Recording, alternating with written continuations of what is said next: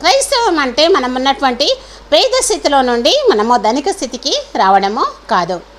క్రైస్తవం అంటే మనము లేమి నుండి కలిమికి రావడము కాదు.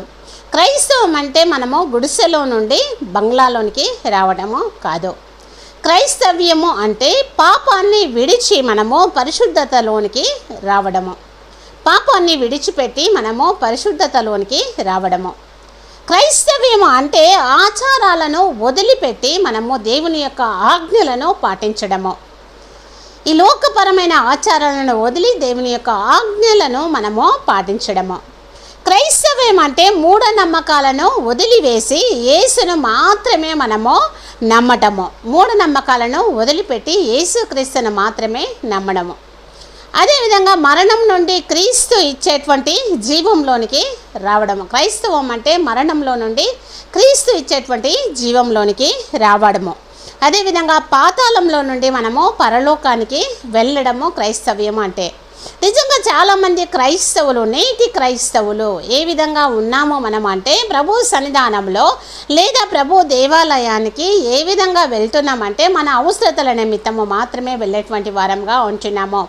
నేను, నా కుటుంబము, నా భర్త, నా పిల్లలు, మాకు కావలసిన ఉద్యోగంలో మాకు కావలసిన ఆర్థిక సహాయము, మాకు కావలసినటువంటి ఆరోగ్యము, అదేవిధంగా మన అవసరతల చిట్టా బట్టి మాత్రమే దేవుడి సన్నిధికి మనం వెళ్తున్నాం. కానీ నిజంగా దేవుణ్ణి ప్రేమించేటువంటి వారంగా కేవలము దేవుడి కొరకు మాత్రమే ఈ లోకంలో మనము జీవిస్తున్నామా, లేదా నా కొరకు, నా భర్త కొరకు, నా పిల్లల కొరకు అని మాత్రమే దేవుడి సన్నిధానంకి వెళ్తున్నామా మనము? నిజంగా మనము క్రైస్తవులమైనటువంటి మనము, క్రీస్తును స్వీకరించిన మనము క్రీస్తు కొరకు మాత్రమే ఈ లోకంలో మనము జీవిస్తున్నామా? దేవుడు చెప్తున్నాడు మనకి ఏమని వాక్యం ద్వారా అంటే, మీరు ఏమి తిందుమో, ఏమి త్రాగుదమో, ఏమి ధరించుకుందామని మిమ్మల్ని గురించి మీరు చింతించకూడి అని. తినుటకు ఆహారము, ధరించుటకు వస్త్రమును, నివసించుటకు గృహమును ఇస్తే మనకు చాలు. ఆస్తి కోసమో, ఐశ్వర్యం కోసమో, ఇంకా లేక ధనము కోసమో కాదు. క్రీస్తును క్రీస్తుగా ప్రేమించడమే క్రైస్తవత్వమై ఉంటుంది. పాపాన్ని విడిచి మనము పరిశుద్ధతలోనికి నడపబడమే క్రైస్తవమై ఉంటుంది. క్రీస్తు ఇచ్చే జీవంలోకి వెళ్ళడమే క్రైస్తవ్యమై ఉంటుంది. అదేవిధంగా మనము క్రీస్తులో అంటే ఈ లోకపరమైన ఆచారాలను వదిలిపెట్టి ఆజ్ఞలను పాటించడమే.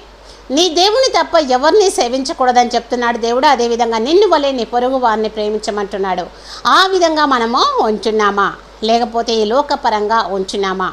మనల్ని మనం ఒకసారి పరీక్షించుకుందామో, పరిశోధించుకుందామో, ఏ విధంగా ఉందామని అంచనా వేసుకొని ప్రభు సన్నిధి వైపు మళ్ళుదాము. దేవుడు ఆశీర్వదించి